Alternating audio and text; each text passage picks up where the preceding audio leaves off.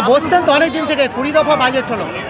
অনেকদিন বসা হলেও আগামীকালকে আমরা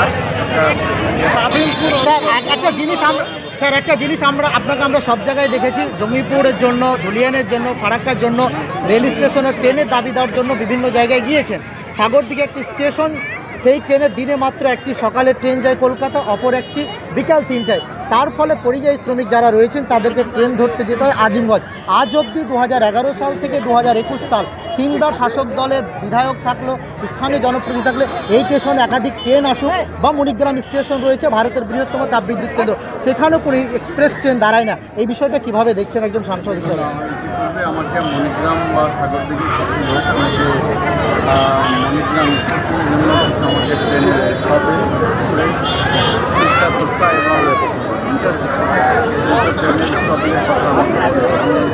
সেই মতো আমি রেল বোর্ডকে মন্ত্রককে এছাড়া আমাদের জেনারেল ম্যানেজার ডিআরএম নেমেল সব মিটিংয়ে আমাদের এই ডিমান্ড কিন্তু আমরা রেখে এসেছি। আমি সত্তর আমি আবার এদিকে করা কারণ এটা কিন্তু আমাদের এই এজেন্ডা রয়েছে মণিগ্রাম স্টেশনে। জেলাতে প্রথম সাগরদিঘিতে সুপার স্পেশালিটি হাসপাতাল, যেটা তৃণমূল সরকার আমলে হয়েছে, কোনো বিধানসভা কেন্দ্রে কিন্তু নাই, সাগরদিঘিতে রয়েছে। সেই সাগরদিঘি বিধানসভা কেন্দ্রে স্যার এখন একটা 5 টাকার ইঞ্জেকশন কিনতে হচ্ছে বাইরে, কি বলবেন?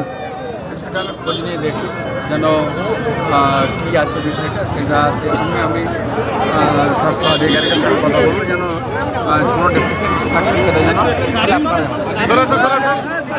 যেন